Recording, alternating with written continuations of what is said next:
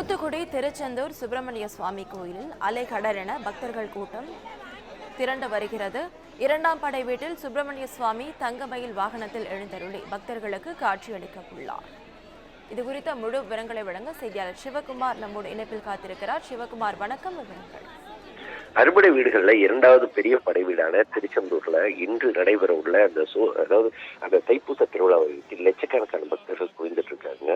தைப்பூச திருவிழா அப்படிங்கிறது அறுபடை வீடுகள்ல இரண்டாவது படை வீடான திருச்செந்தூர்ல தற்போது கொண்டாடப்பட்டு வருது. அதாவது ஞானப்பழம் கிடைக்காத காரணத்தினால தாய் தந்தையிடம் கோவித்துக் கொண்டு முருகர் பழனியில தண்டாயுத பணியா நின்றனால தான் தைப்பூச திருவிழான்னு சொல்லி கொண்டாடுவாங்க. இதுல பாத்தீங்கன்னா பல்வேறு பக்தர்கள் இந்த பால் காவடி, பன்னீர் காவடி, அதே மாதிரி பாத்தீங்கன்னா பல்வேறு காவடிகளை சுமந்து தங்களோட நேர்த்திக்கடன்களை செய்யறது வழக்கம். அதே மாதிரி பாத்தீங்கன்னா இந்த முருகப்பெருமான் அதே மாதிரி இன்னொரு பக்கம் என்னன்னு பாத்தீங்கன்னா முருகப்பெருமான் தாயாரிடமிருந்து வேல், அதாவது கையில் இருக்கிற வேலைப்பட்ட நிகழ்வாக குறிப்பிடப்பட்டு அதன் அடிப்படையிலையும் தற்போது இது பண்ணிட்டு வர்றாங்க.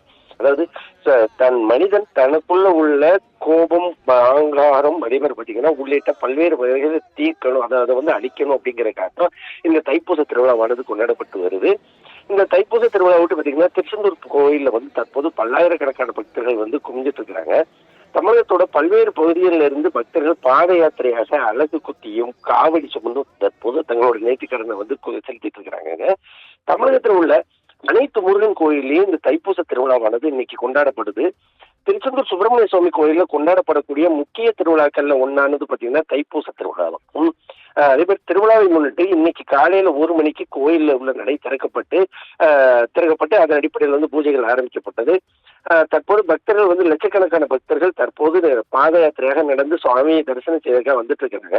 தைப்பூச திருவிழாவை ஒட்டி திருச்செந்தூர் பகுதிக்கு பல்வேறு இடங்கள்ல இருந்து, மாவட்டத்தில் மட்டுமில்லாது மாநிலத்தின் பல்வேறு பகுதிகளில் இருந்தும் சிறப்பு பேருந்துகள் இயக்கப்பட்டு இருக்குது. தூத்துக்குடி மாவட்டத்தை பொறுத்த மட்டும் பாத்தீங்கன்னா தற்போது லட்சக்கணக்கான பக்தர்கள் திருச்செந்தூர் கோயிலுக்கு வருவாங்க அப்படிங்கிறதுனால 4 சோதனை சாவடிகள் அமைக்கப்பட்டு அதன் அடிப்படையில் தீவிர கண்காணிப்புல காவல்துறையினர் ஈடுபட்டு வராங்க. விவரங்களுக்கு நன்றி சிவகுமார்.